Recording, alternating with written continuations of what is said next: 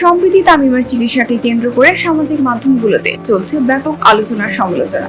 বাংলাদেশের ক্রিকেটের গর্ব তামিম ইকবাল। ডিপিএল এর ম্যাচ খেলতে গিয়ে হার্ট অ্যাটাকের শিকার হন তিনি। 2 ঘন্টার মধ্যে এনজিওগ্রাম রিং সব সেরে ফেলেন ডাক্তার।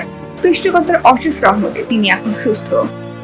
একটা দেশের মূল্যবান ক্রিকেটার, তাই তার প্রাণ বাঁচাতে দেরিনি। আজ তিনি তামিম বলে হাসপাতালে তখন দয়া না সেবা দেয়।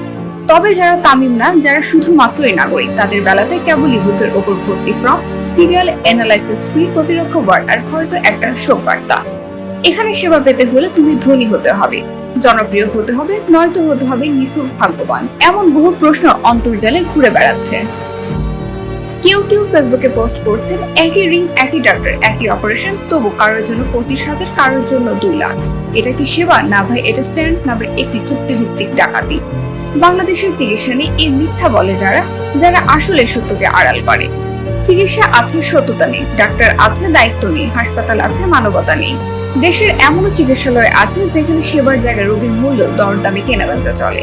এখানে ওটি মানে অপারেশন থিয়েটার না, এটা এক একটা অফিস টেবিল, একটা সিস্টেম। একদিন রিং পড়বে এই সিস্টেমের বুকে, হৃৎপিণ্ড খুলে বের করা হবে প্রতারণার রক্ত।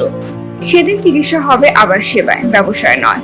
নেটিজেনদের দাবি, হোক সে তামিম বা তামিমিয়া, হোক সে দিনমজুর বা কুলি, চিকিৎসাতে আর বৈষম্য না, সেবাই হোক একমাত্র গুলি।